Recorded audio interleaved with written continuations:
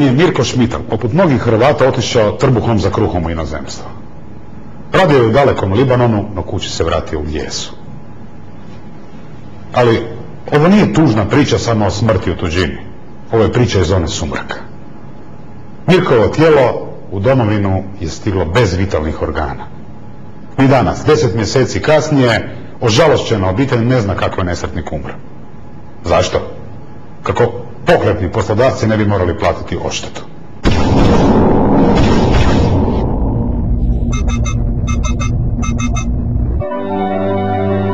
Mirko Šmital, strojobravar iz Slavonskog Broda i otac dviju kćeri, s 50 je godina ostao bez posla. Klasična priča o privatizaciji i rauber kapitalizmu.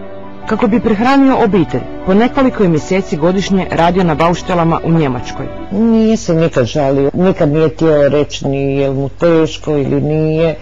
Znao je da ja strahujem. No što ćeš, šuti i trpi. I tako godinama. Sve dok početkom 2007. Mirko nije pozvan u Libanon. Velika tvrtka, čije ime iz pravnih razloga zasad nećemo spominjati, gradila je cementaru. Rekla sam da ne ide, da bolje ide u Njemačku, da je ipak to i ratna zona i odgovarala sam ga. Popustila je ipak pred dvama argumentima. Plaćom od 2000 eura i činjenicom da bi suprug u toj opasnoj zemlji proveo samo 3 mjeseca. Tim više što se njegov radni vijek bližio kraju. Planirali smo kad se vrati iz Libanona da će još po mogućnosti otići na par mjeseci u Njemačku, jer 25.10. je navršio 60 godina i onda bi otišao u mirovinu. S planovima o starosti u miru i blagostanju, 24. je veljače ispratila voljenog muža, no više ga nikada neće vidjeti, barem ne živog. Ankica bi se jednom tjedno čula s mužem. Nije krio da je posao naporan. 12 sati su radili noćnu smjenu od 7 navečer do 7 ujutro. No vrijedni se Mirko po običaju nije žalio. Samo je rekao da ne brinem, da je dobro. Rekao je da se ne brine i tog 3. travnja. Još samo mjesec dana i vraća se kući. No odjednom šok i nevjerica. Baš u utorak smo se čuli u 1 sat, a ujutro su mi došli reći da je umro. Na to je sigurno neka zabuna. Pa jučer je razgovarala s njim. Ma što se dogodilo? Kako? Da je pao sa stepenice. No poslodavci su ubrzo iznijeli novu verziju o Mirkovoj smrti. Kad su se vraćali sa posla, da je zaostao i kad se zadnji vratio da vidi šta je s njim, da je on ležao mrtav.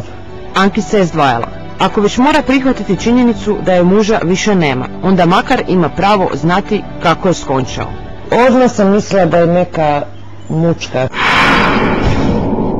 Mučka ili ne, udova Ankica prvo je morala dočekati pokojnikovo tijelo, no opet problemi.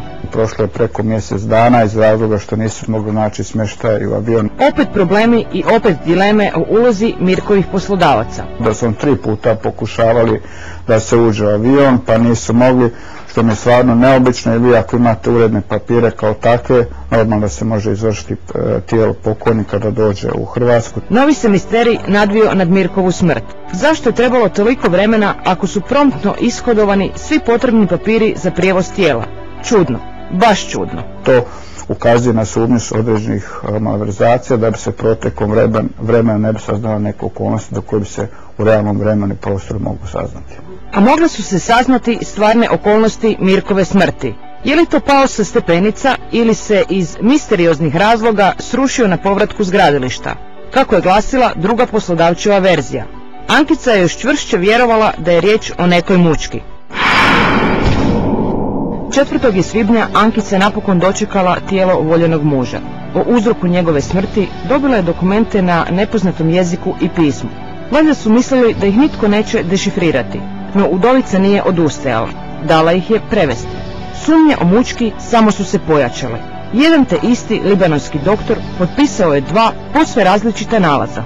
U obdukcijskom nalazu je pisalo da je trenutna smrt uslijed infarkta. Međutim, u smrtnom listu piše trenutna smrt uslijed trostrukog preloma lubanje i višestrukih preloma tijela. Pa tko tu koga pravi ludim? Ankicu je vrijeđalo i to što je u jednom nalazu pisalo da je njezin muž bio pun alkohola, premda nikad, ama nikad nije pio. Odlučila je napraviti reobdukciju. Gdje je utvrđeno da nije da 0,00% alkohola i droge i lijekova. Sramota. Htjeli su ga proglasiti pijancem, no reobdukcija je pokazala nešto još šokantnije. Mirkovo je tijelo stiglo bez vitalnih organa.